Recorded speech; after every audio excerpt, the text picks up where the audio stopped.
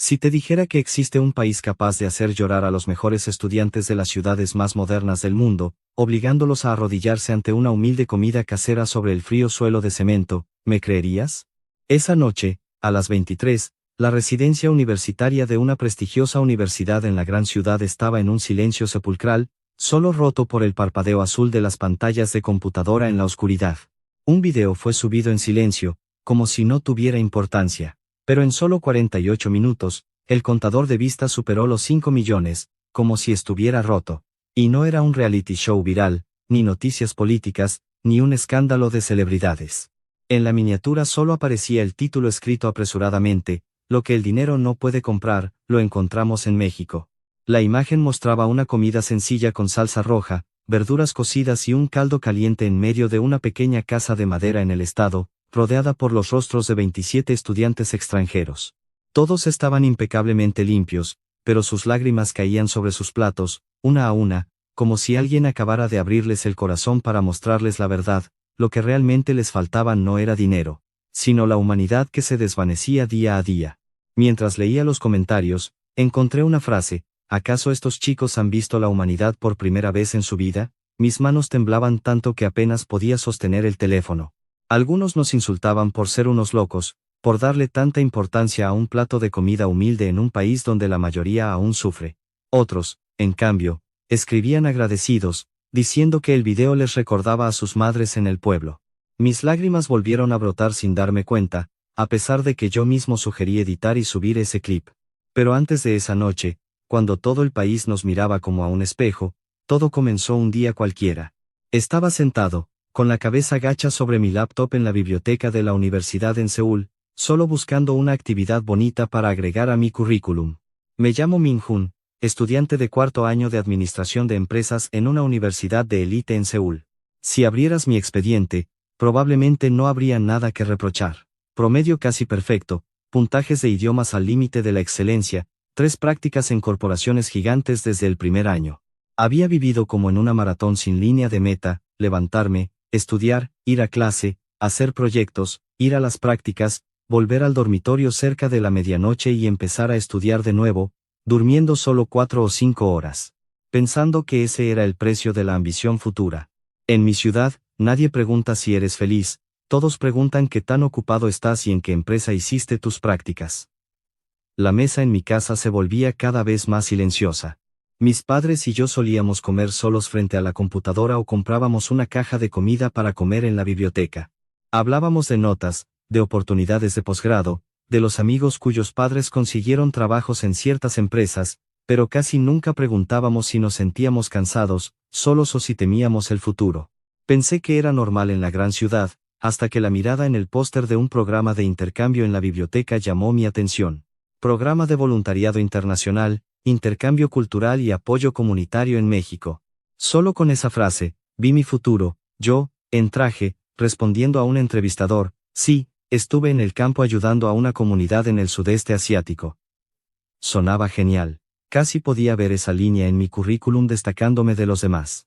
No pensé en los rostros de los mexicanos, ni en el pueblo o en ninguna familia. Solo pensé en esa línea, en una hoja A4 blanca llamada CV.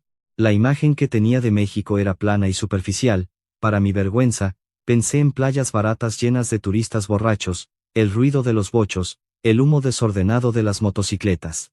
Pensé en comunidades pobres, escuelas pequeñas a las que les llevaríamos libros viejos, ropa y tecnología. Yo creía que iba a ir como un dador, más que como alguien que quería aprender. El día de nuestra primera reunión grupal, los 27 nos sentamos alrededor de una mesa en un café elegante en el centro de la ciudad. Todos vestíamos bien, con cafés de miles de wones en mano. Algunos abrieron sus portátiles para revisar información sobre viajes. Otros reían a carcajadas con un video de un mercado nocturno en Ciudad de México. Escuché que hace muchísimo calor allí, será mejor que llevemos protector solar, comentó una chica mientras miraba ansiosamente su crema solar. ¿Y la comida? ¿Podremos comer algo?, preguntó otro. Seguro que sí, pero tendremos que llevar ramen instantáneo, eso nunca falla. La risa en el café ese día fue tan fuerte que apenas escuché la pequeña voz dentro de mí que preguntaba: ¿estamos seguros de que los estamos viendo correctamente? Yo también reí con ellos, bromeando que seguro obtendríamos fotos bonitas con los niños del campo mexicano para publicar en redes sociales, con capción sobre la desigualdad y el acto de dar. Era un guión ya escrito en mi cabeza antes de subir al avión. La noche antes de partir, mi madre se quedó doblándome la ropa al pie de la cama. Me dio una bolsa grande. Toma, por si te da dolor de estómago, dolor de cabeza o fiebre. No vayas al hospital sola, ¿entiendes? Su voz estaba llena del miedo que veía en las noticias de televisión, la imagen de México contada a través de crímenes, epidemias o caos político. Vuelve pronto, hijo, no salgas solo de noche, añadió mi padre, a pesar de que él nunca había pisado tierra mexicana.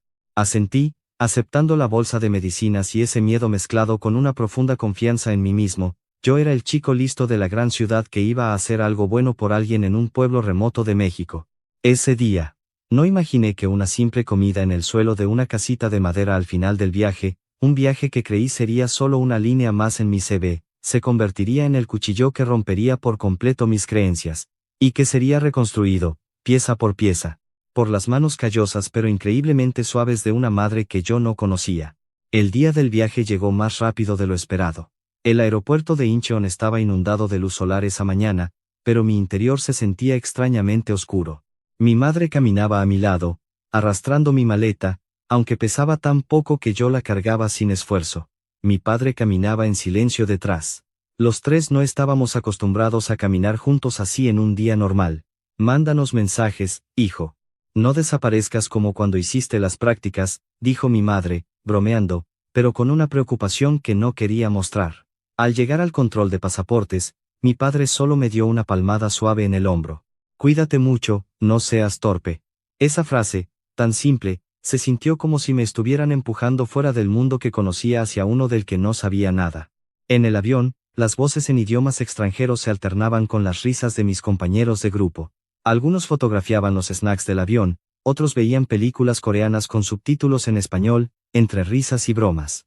Miré por la ventanilla, viendo las nubes blancas alineadas como un interminable campo de algodón. Me reí de mí mismo por haber pensado que este viaje sería solo otro acto de caridad para contar en una entrevista de trabajo. Fui a ayudar a enseñar idioma en una aldea remota de México. En breve llegaremos al aeropuerto internacional de Cancún, anunció el capitán en coreano, seguido de inglés y español, idiomas que yo apenas entendía, pero para mí, era la señal de que una puerta se abría. Tan pronto como el avión comenzó a descender y las nubes se disiparon, la vista de abajo se hizo nítida. No era solo el mar y los resorts de los folletos turísticos, sino tierra verde salpicada de agua marrón de un río largo, techos rojos de casas, y templos con techos puntiagudos superpuestos, y caminos que serpenteaban a través de campos de cultivo como hilos sobre un lienzo. Algo en mi pecho se movió ligeramente, pero traté de silenciarlo. Es solo otro país en desarrollo, me dije, justo cuando la puerta del avión se abrió. El aire caliente y húmedo me golpeó como si alguien me hubiera arrojado una toalla tibia. Respiré hondo y sentí un olor desconocido, una extraña mezcla de perfume barato, comida frita, aire tan denso que casi podías tocarlo, y algo más que no lograba identificar. El aeropuerto internacional de Cancún era grande y brillante, forzándome a entrecerrar los ojos. Los letreros en inglés alternaban con el español, llenos de caracteres extraños que no podía leer, y estatuas de gigantes tallados custodiaban el vasto vestíbulo. Los empleados del aeropuerto nos sonreían, haciendo una pequeña inclinación, y decían, bienvenidos. Con un acento tan claro que me sorprendió. Mis compañeros de grupo sacaron sus teléfonos para fotografiar todo, desde las estatuas hasta una tienda de boba tea con un menú en coreano. Vaya, el aeropuerto aquí se ve mejor de lo que esperaba. Susurró alguien. Tuve que admitirlo, yo había imaginado todo mucho más viejo y oscuro. Seguimos caminando por el largo pasillo, gente de muchas nacionalidades yendo en ambas direcciones, el sonido del español, inglés y coreano mezclándose en un ruido de fondo peculiar, pero diferente al anuncio breve del metro de Seúl. Aquí, todos parecían menos apresurados, a pesar de que algunas personas corrían con maletas grandes hacia la puerta de embarque. Las sonrisas y las reverencias no desaparecían de los rostros del personal. Cuando nuestro grupo salió al exterior, la ola de calor me envolvió de nuevo. El cielo, de un azul intenso casi doloroso para la vista. Filas de taxis de colores brillantes, autobuses y camionetas esperaban pasajeros. Varios mexicanos se hacían pequeñas reverencias antes de subir a sus vehículos. El conductor de nuestra camioneta nos saludó con la mano. Por aquí, por favor, dijo en un español simple, pero remató con un adelante, con una sonrisa genuina. Subí mi maleta a la camioneta. Comencé a notar que era la primera vez en mucho tiempo que alguien me miraba a la cara sin preguntar por mis calificaciones o mi universidad. El vehículo se alejó lentamente del aeropuerto, pasando por la autopista donde los rascacielos brillaban a lo lejos. A la izquierda, vallas publicitarias de marcas globales. A la derecha, un templo con una cúpula dorada que destacaba entre los árboles altos. Mira, un templo y una oficina al lado, señaló un amigo. Nos reímos suavemente de esa imagen que parecía discordante, pero que extrañamente se armonizaba.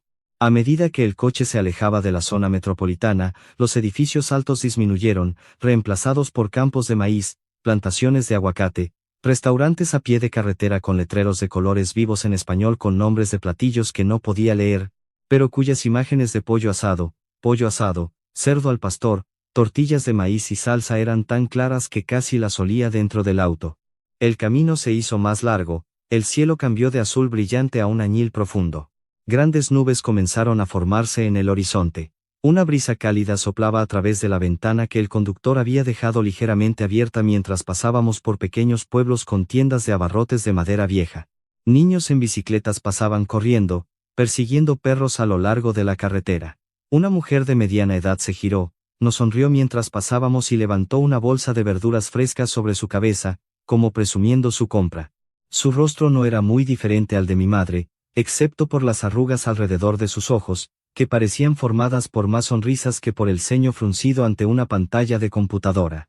Pronto, las nubes oscuras que se cernían a lo lejos se movieron para cubrir el sol. Las primeras gotas grandes de lluvia comenzaron a caer sobre el parabrisas con un ploc, ploc.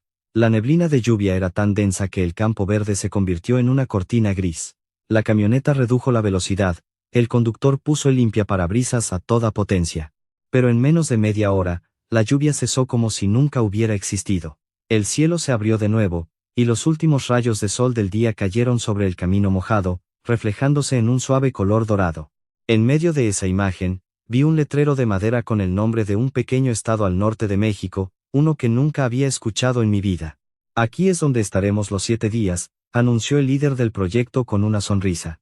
Miré por la ventana. Un pequeño templo con techo rojo, una cúpula dorada rodeada de árboles altos, una casa de madera de 2 pisos, un pequeño restaurante con gente esperando tamales en la puerta.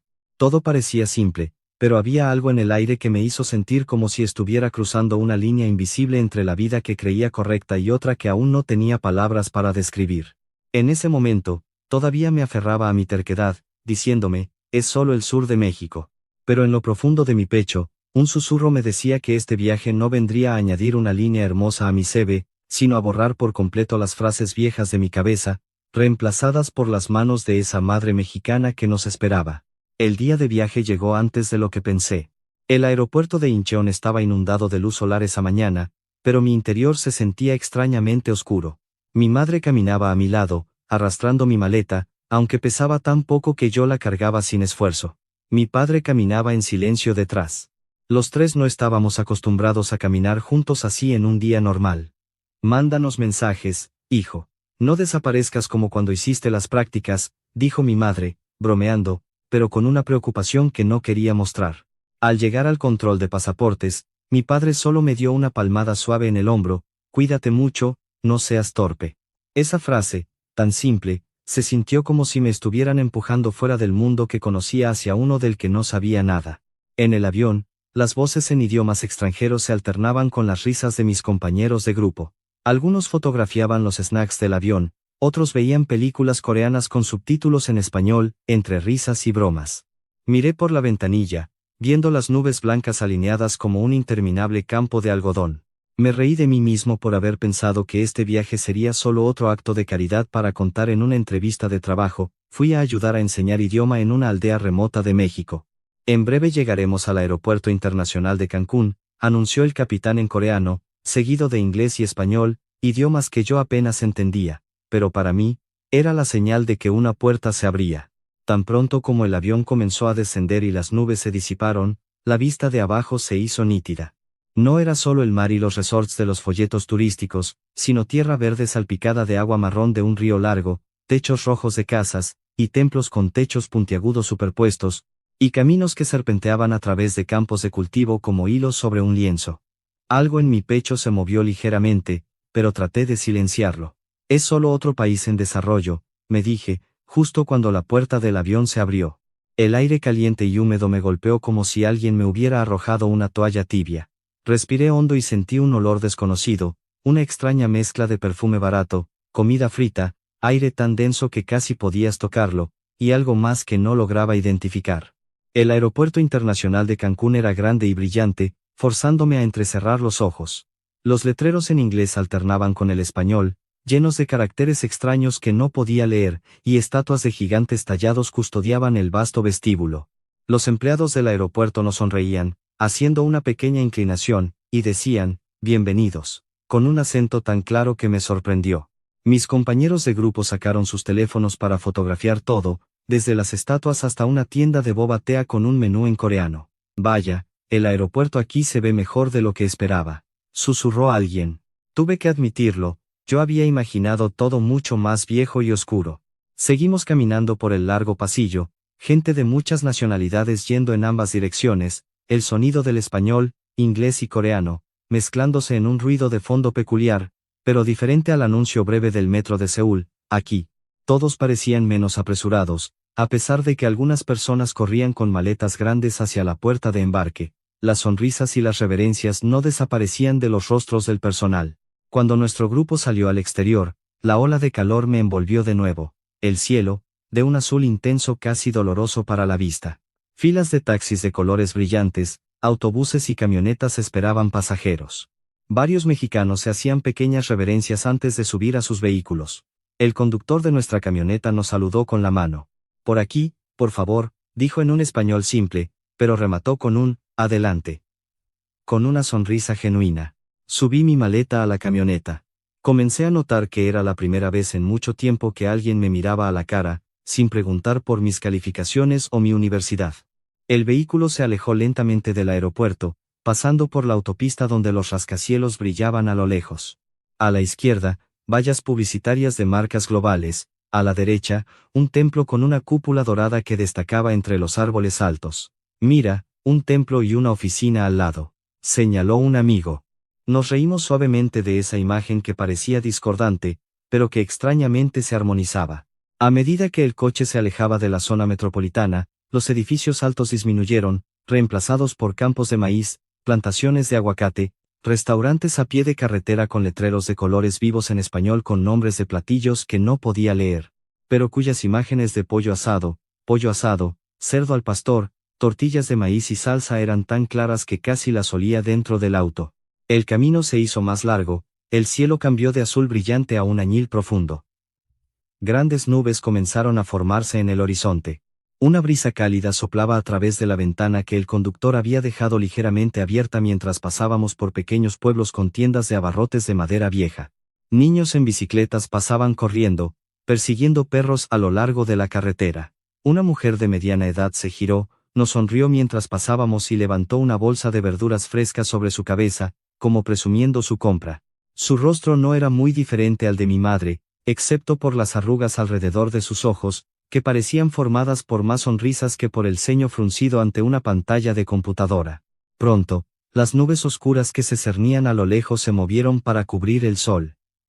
Las primeras gotas grandes de lluvia comenzaron a caer sobre el parabrisas con un ploc, ploc.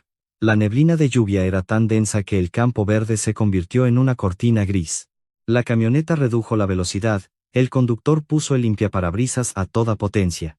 Pero en menos de media hora, la lluvia cesó como si nunca hubiera existido. El cielo se abrió de nuevo, y los últimos rayos de sol del día cayeron sobre el camino mojado, reflejándose en un suave color dorado.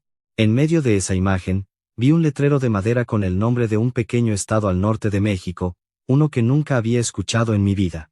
Aquí es donde estaremos los 7 días, anunció el líder del proyecto con una sonrisa. Miré por la ventana, un pequeño templo con techo rojo, una cúpula dorada rodeada de árboles altos, una casa de madera de 2 pisos, un pequeño restaurante con gente esperando tamales en la puerta. Todo parecía simple, pero había algo en el aire que me hizo sentir como si estuviera cruzando una línea invisible entre la vida que creía correcta y otra que aún no tenía palabras para describir. En ese momento, Todavía me aferraba a mi terquedad, diciéndome, es solo el sur de México. Pero en lo profundo de mi pecho, un susurro me decía que este viaje no vendría a añadir una línea hermosa a mi CV, sino a borrar por completo las frases viejas de mi cabeza, reemplazadas por las manos de esa madre mexicana que nos esperaba.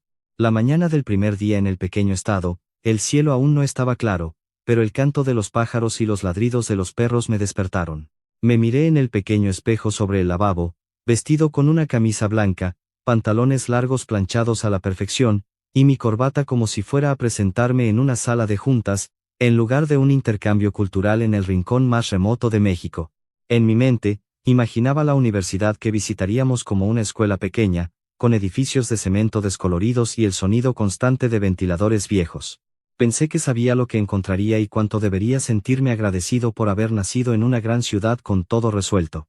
La camioneta del programa salió de nuestro alojamiento, pasando por un pequeño mercado matutino lleno de puestos de tortas, tacos al pastor, huevos cocidos y verduras frescas.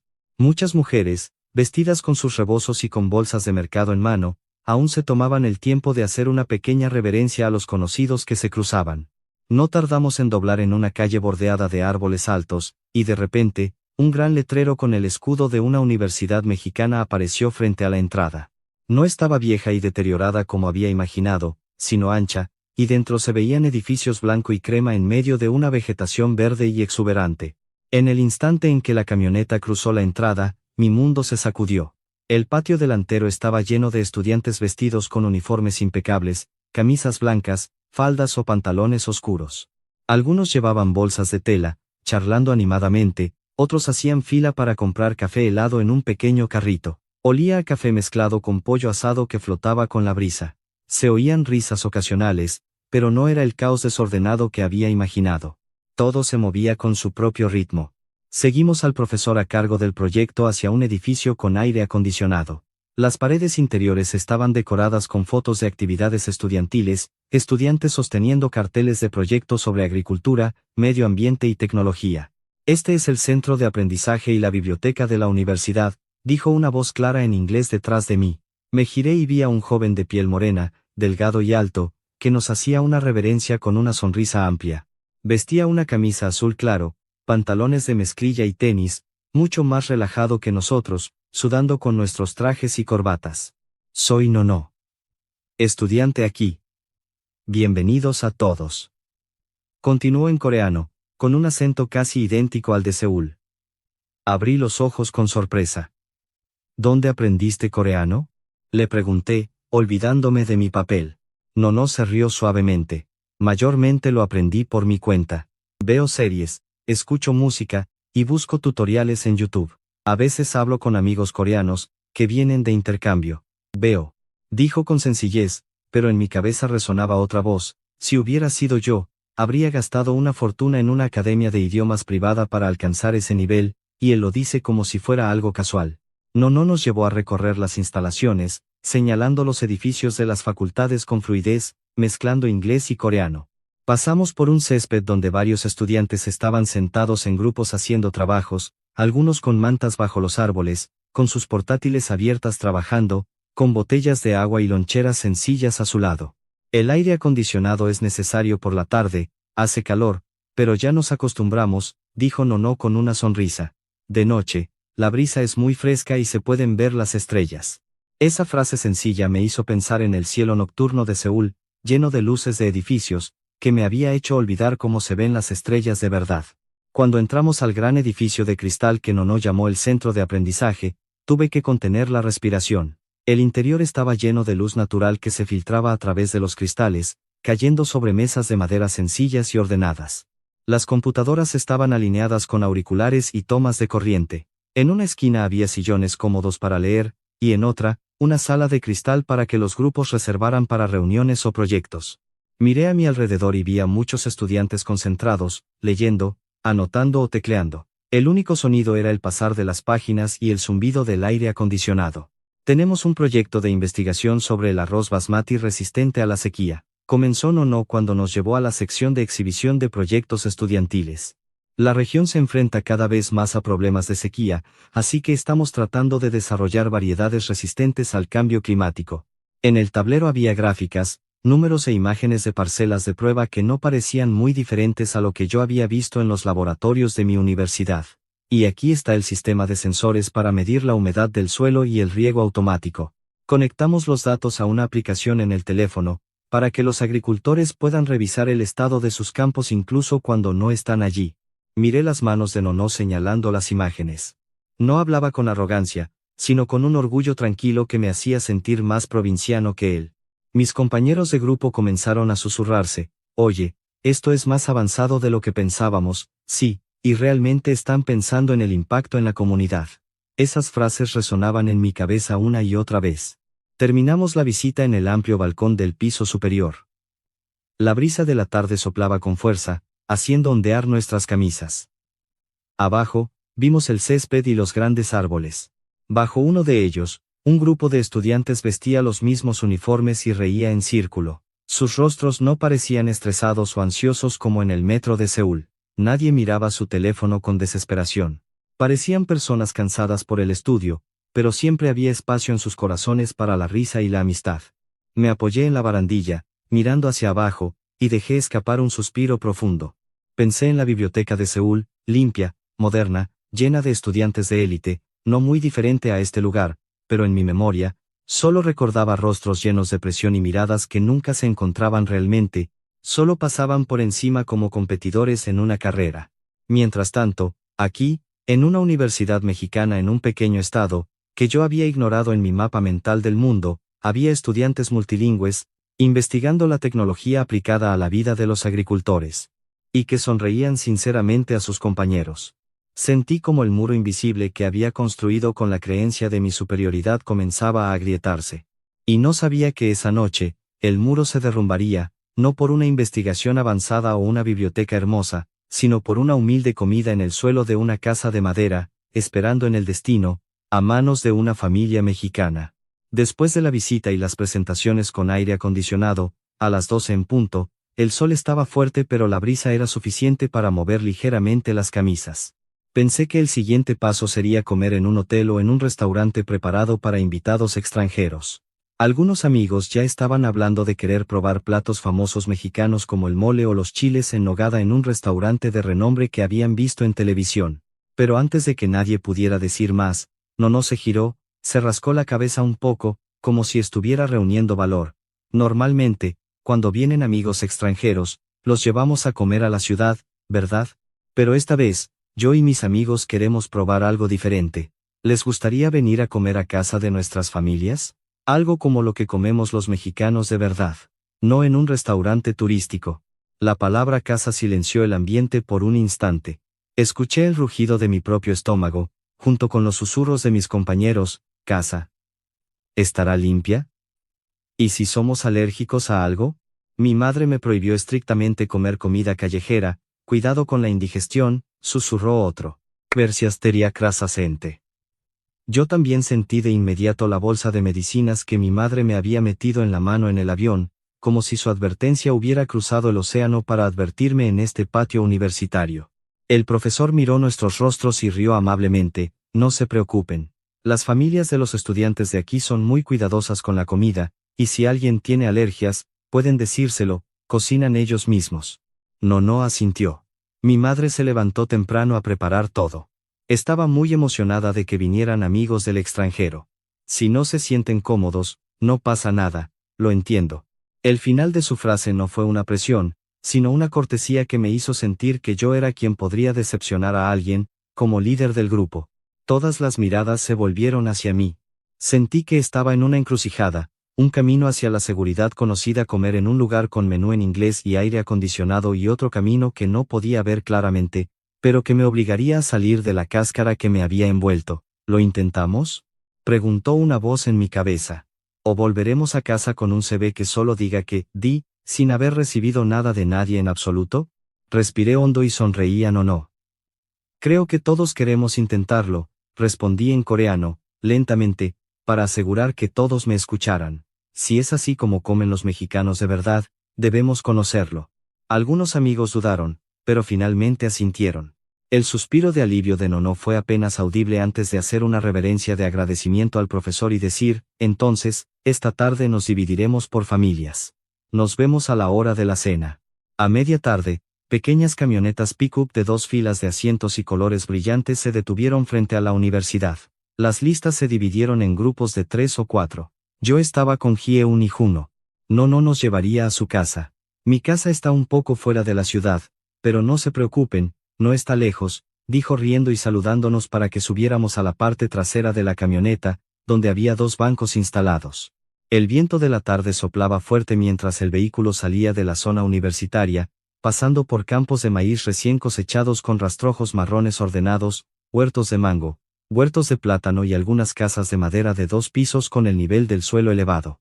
Niños con uniformes blancos y azules andaban en bicicleta riendo por la carretera. Algunos adultos barrían sus patios, otros vendían algo frente a pequeñas tiendas de abarrotes con bolsas de dulces colgadas en la puerta. Pronto, giramos en un callejón estrecho de tierra roja, con un pequeño patio de templo a la izquierda. El sonido de los cánticos de un altavoz del templo se escuchaba débilmente, como una canción de cuna que ralentizaba todo. A un lado, un perro mexicano se rascaba la oreja bajo la sombra de un árbol, mirando el vehículo pasar con indiferencia. Pasamos junto a una casa con una bandera mexicana ondeando orgullosamente, y luego otra con una hilera de jaulas de pájaros colgadas. Un hombre de mediana edad regaba sus plantas, levantó la vista, nos sonrió y gritó algo en español que no entendí. Su familiaridad me hizo sentir como un verdadero extraño, por primera vez en este viaje. Finalmente, la camioneta se detuvo frente a una casa de un solo piso custodiada por un gran árbol de mango. La cerca baja era de madera vieja, pero el frente de la casa estaba impecablemente limpio. Los zapatos estaban descalzados y ordenados en el pequeño porche. Llegamos. Esta es mi casa, dijo Nono, saltando del vehículo. Cuando entremos, hay que quitarse los zapatos, es una costumbre mexicana. La puerta se abrió antes de que pudiéramos acercarnos. Una mujer de piel morena por el sol, vestida con una refajada y una camiseta descolorida, salió con una sonrisa amplia. Nos hizo una reverencia antes que nada. Hola, hijos. Pasen, qué calor deben estar pasando. Su voz era suave y sincera. Aunque no entendiera cada palabra en español, su mirada y sus gestos me hicieron saber al instante que esta era una madre, en un sentido que no necesitaba traducción. Nono nos presentó rápidamente, primero en español y luego en una breve frase en coreano: mamá, estoy muy feliz de que hayan venido. Ella ha estado cocinando desde la mañana. Nos quitamos los zapatos y entramos al interior de la casa, donde el suelo de baldosas era fresco y cómodo. Un ventilador de pie giraba ruidosamente en una esquina. La pared frontal tenía un pequeño Buda sobre un estante de madera alto, y a su lado, varias fotos familiares estaban alineadas, algunas de Nono de niño, otras de su graduación de preparatoria, y otras de su madre sonriendo frente a su puesto de verduras en el mercado. El suelo estaba tan limpio que temí ensuciarlo. Todo parecía simple, pero tenía un orden que no veía a menudo en mi dormitorio en Seúl. La madre de Nono nos hizo sentar en una gran petate, estera, en medio de la sala. Siéntense cómodos, hijos. Ya les traigo la comida, dijo, dando unas palmaditas suaves a la petate como señal. El ambiente se silenció. Miré alrededor, sintiendo que las paredes de color claro de la casa se contraían extrañamente hacia mi corazón. Era mucho más pequeña que mi apartamento en Seúl, pero se sentía más llena, no de muebles o electrodomésticos, sino de algo que aún no podía nombrar. Miré a Yeun, que estaba sentada rígidamente, y a Juno, que se agarraba firmemente la barbilla, tensando tanto que sus venas se marcaban. Me di cuenta de que mis propias manos estaban frías. Éramos como niños perdidos en otro mundo, sin saber que una simple comida casera que estaba a punto de servirse no sería solo una comida más en el extranjero, sino un pequeño ritual que desmantelaría toda una vida de creencias, capa, por las manos de esta mujer. El sonido de los platos chocando suavemente vino de la cocina, seguido de un aroma delicioso que no supe nombrar, pero que hizo que mi estómago rugiera más fuerte que frente a un buffet lujoso en Seúl. La gran petate en medio de la sala estaba perfectamente extendida. Había platos grandes y pequeños esperando, como un escenario preparado para que la cena fuera la protagonista. La madre de Nono entraba y salía de la cocina, sosteniendo una espátula o un paño, pero cada vez que nos miraba, sonreía como si estuviera recibiendo a un hijo que regresaba de lejos, no a extraños que acababa de conocer. Poco después, sacó con cuidado una bandeja de acero inoxidable y la colocó en el centro de la petate con un clank, seguida de una olla pequeña de la que salía vapor. A comer, hijos. No es nada elegante, solo esto. Coman hasta quedar satisfechos. Su voz hizo que cada plato frente a nosotros pareciera adquirir un valor inusual. En la bandeja había platos de arroz blanco humeante, un tazón de caldo claro con trozos pequeños de calabaza y cerdo, trozos de pollo asado con un aroma a carbón colocados junto a rodajas de pepino y verduras frescas. En otra esquina, había una salsa roja molida toscamente, rodeada de tiras de nopales, cactus, cocidos, calabacitas encurtidas y verduras frescas que no reconocí. Para alguien acostumbrado a la presentación artística de los cafés hipster, esta comida parecería simple, quizás no muy digna de una foto. Pero a mis ojos, en ese momento, era una obra de arte pintada con sudor, lágrimas y amor, más que con la tinta de un menú caro. La madre de Nono sirvió arroz a cada uno, diciendo, coman mucho, hijos. No sea que se queden con hambre más tarde. Nos llamó hijos con una naturalidad como si fuéramos sus propios hijos, a pesar de que apenas le habíamos dicho nuestros nombres hacía 10 minutos. Tomé mi cuchara con manos ligeramente temblorosas, sin saber por dónde empezar. Nono notó mi duda y se rió, sirviendo un poco de caldo en un tazón pequeño. Prueben la sopa primero, no es muy picante.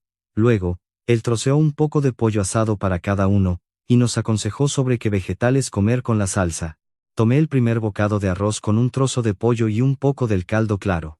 El calor se extendió desde mi lengua hasta mi estómago. El sabor suavemente salado y dulce de las verduras y el aroma a carbón hicieron que algo en mi pecho, que había estado duro como una piedra, se ablandara lentamente. ¿No pica, hijo? ¿Estás bien?, preguntó mi anfitriona, mirándome con preocupación. Asentí rápidamente. Rico, de verdad, respondí en un español muy básico que había practicado con videos en línea. Ella se rió felizmente y usó sus propios palillos para poner un hermoso trozo de pollo en mi plato. Come más, para que tengas energía para estudiar y pasear. Miré sus palillos y luego su propio plato, solo unos pocos bocados de arroz blanco con un poco de caldo y un trozo pequeño de pescado frito, de donde solo quedaba la parte crujiente. Ji-eun, que normalmente cuidaba tanto su figura que apenas tocaba los fritos, comenzó a comer en silencio, con los ojos llorosos. Junho comía concentrado, con la cabeza gacha, sin decir nada. Noté que cada vez que quedaba un trozo de carne jugoso, la madre de Nono lo tomaba con sus palillos y lo ponía en nuestros platos, mirándonos con satisfacción, como quien riega una planta que ama. Coma usted primero, Nono, y si no alcanza, protestó él. Ella negó suavemente con la cabeza. Puedo comer después, hijo. Ustedes han trabajado más duro que yo. Esa frase sencilla me golpeó más fuerte que el picante de cualquier salsa sobre la petate. Recordé las cenas en Seúl, donde comía solo frente a la computadora, a veces una caja de sushi de conveniencia, a veces ramen instantáneo en una olla pequeña de hierro. Nadie me preguntaba si estaba lleno. Solo preguntaban, ¿cuántos puntos sacaste? ¿Y en qué compañía grande planeas aplicar? Olvidaban que siempre debía ser mejor que el 200% de los demás. Yo creía que la mesa era solo un lugar para sentar el cuerpo y reponer combustible. Nunca sentí que pudiera ser un lugar donde el corazón también descansara. ¿Por qué es tan amable con nosotros, señora?, preguntó Yeun suavemente en el silencio. Dejó sus palillos y se secó una lágrima que había comenzado a caer sin previo aviso. Nono la miró sorprendido y luego se giró para traducirle a su madre. Ella guardó silencio un momento, como buscando palabras, pero finalmente se rió suavemente y le puso la mano en el hombro a Yeun. Miren, hijos. ¿Han viajado desde lejos, están cansados? Cuando vienen a México, es como si vinieran a visitar a su madre. Solo tengo esto para darles. ¿Cómo voy a dejar que se queden con hambre en mi casa? Mi casa.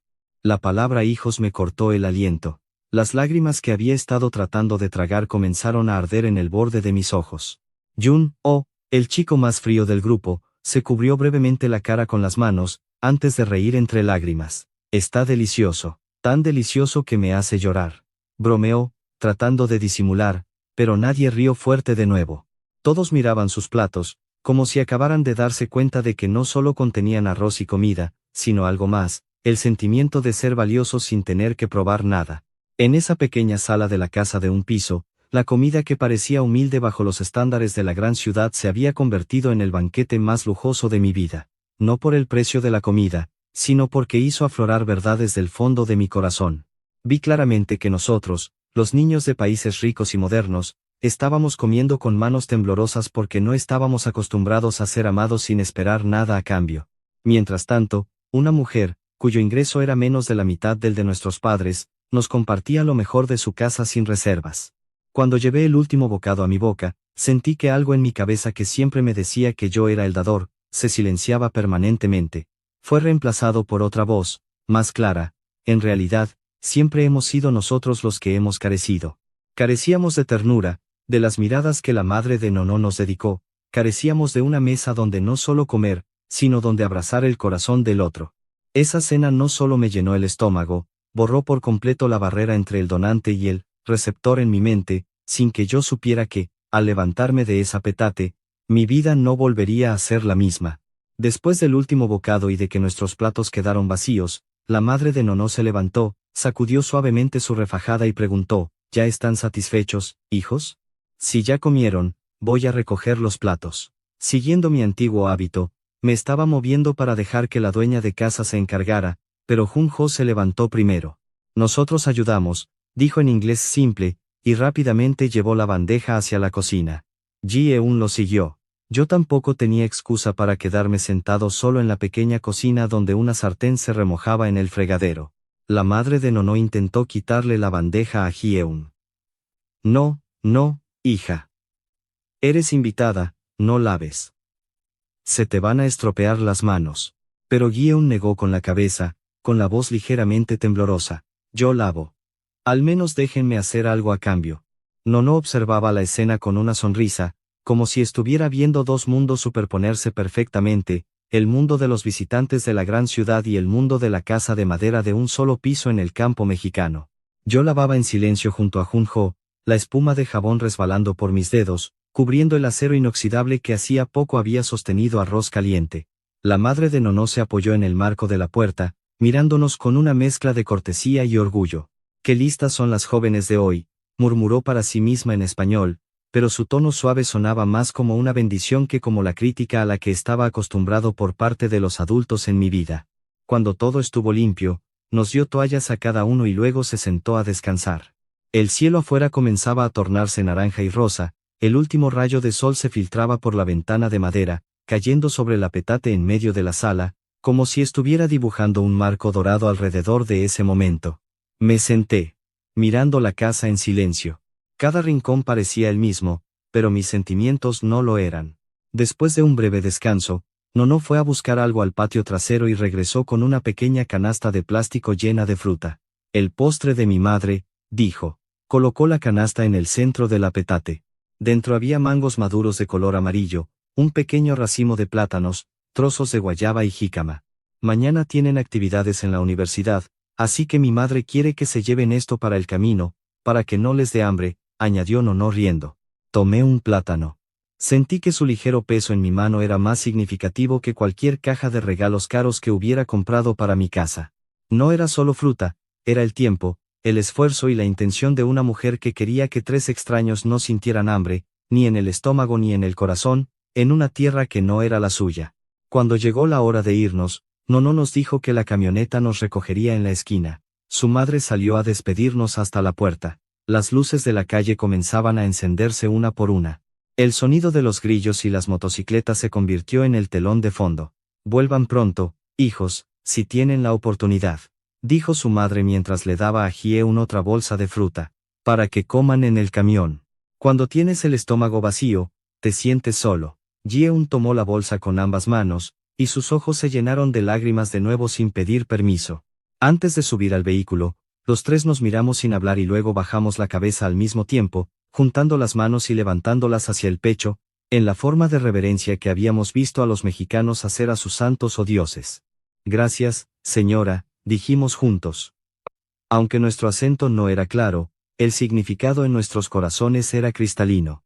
La madre de Nono rió tímidamente y nos devolvió la reverencia. «No, gracias a ustedes por venir y llenar esta casa de gente. ¡Qué alegría!». La camioneta se alejó lentamente de la puerta, pasando por el árbol de mango, por el perro mexicano acurrucado junto a la cerca, pasando por otras casas de madera donde comenzaban a encenderse luces amarillas y naranjas. Me giré para mirar la casa de Nono hasta que cerré los ojos, viendo la figura de su madre despidiéndose en la pequeña puerta, hasta que se convirtió en un punto minúsculo en la oscuridad, y luego desapareció por completo. Pero en mi pecho sentí que ella seguía allí, sin irse a ninguna parte. En el camión, nadie sacó su teléfono. Nadie quiso hacer check-in o tomarse una foto para redes sociales, como solíamos hacer en cualquier lugar bonito. Un silencio cubrió al grupo, pero no era un silencio incómodo, era el silencio de personas que escuchaban sus propias voces por primera vez en años. Miré por la ventana, vi restaurantes a pie de carretera donde familias enteras comían juntas, vi niños jugando a perseguirse cerca del atrio del templo, vi a un sacerdote llevando una bolsa de comida a su modesta celda. La luz tenue de las farolas iluminaba la sonrisa del vendedor de raspados que limpiaba su puesto. Pensé en las noches en Seúl, donde las calles estaban abarrotadas, pero la mayoría de las miradas estaban fijas en los teléfonos en lugar de en el rostro de la persona de al lado.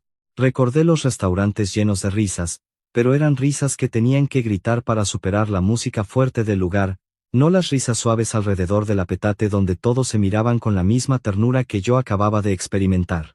Son más ricos que nosotros, un pensamiento pasó fugazmente sin querer. No se trataba de los números en la cuenta bancaria o el precio de las casas, sino de riqueza en otro sentido, riqueza de tiempo compartido, la riqueza de llamar hijos a los extraños, la riqueza de una mesa que no solo servía para comer, sino para ser un refugio, sin importar cuán agotados o derrotados estuviéramos por el mundo exterior. Cuando el vehículo se acercó a la ciudad, las luces de neón comenzaron a brillar, letreros de cafeterías, tiendas de conveniencia, y los edificios de la universidad aparecieron de nuevo. Sabía que mañana volveríamos a ponernos nuestras viejas máscaras, como estudiantes de una universidad de élite, haciendo actividades, posando y sonriendo forzadamente, pero también sabía que algo en mí había cambiado permanentemente. Esa noche, cuando el camión se detuvo en nuestra residencia y nos separamos para subir a nuestras habitaciones, alguien del grupo susurró: «Hoy no ayudamos a nadie. Fuimos los más ayudados». Nadie discutió. Todos solo asintieron en silencio. En cuanto a mí, sentí claramente que una parte de mi corazón se había quedado en esa casa de un piso al final del callejón, donde una mujer me llamó hijo sin preguntar nunca mi promedio o a qué gran empresa me uniría. Esa noche, de vuelta en mi habitación, me quedé sentado frente a mi laptop por un buen rato antes de empezar a borrar, línea por línea, el informe de mi misión que había preparado antes de venir a México. Dejé solo una página blanca y comencé a escribir de nuevo, con el corazón, no con la fórmula de alguien que quiere construir un perfil hermoso. Tomé los videos tomados sin intención, la imagen del petate en la casa de madera, los platos sencillos y rústicos de la madre de Nono sirviendo comida a los chicos extranjeros, las risas en el patio de la universidad, y el camino silencioso mientras el camión pasaba por los pueblos. Los edité lentamente. El título del video fue México. El lugar donde volvimos a ser humanos. No era el nombre de un país exótico para el entretenimiento, sino una confesión directa: este lugar nos enseñó más de lo que jamás pensamos dar. Cuando el video fue subido, las notificaciones de comentarios aparecieron sin cesar. Había mexicanos y extranjeros escribiendo: lloré al verlo, me recuerda a mi casa. Vivo en la ciudad, pero me siento solo. Ojalá pudiera sentarme una vez en la vida en un petate así. Al leerlos, mi corazón se sintió cálido y adolorido a la vez. Quisiera dejarles a ustedes, los que están viendo esto, un mensaje: si algún día sienten que están corriendo tanto que olvidaron por qué lo hacen, que olvidaron el sabor de una comida servida con cuidado, que olvidaron la palabra hijo en la boca de alguien, que esta historia les recuerde que la felicidad no se esconde en las cosas caras, sino en las manos que se extienden para compartir. Si quieren seguir viajando para encontrar esa humanidad con nosotros, a través de historias desde los pequeños rincones de América, suscríbanse a este canal. Y sigamos buscando la próxima lección que quizás nos espera en la siguiente petate. En algún lugar de México.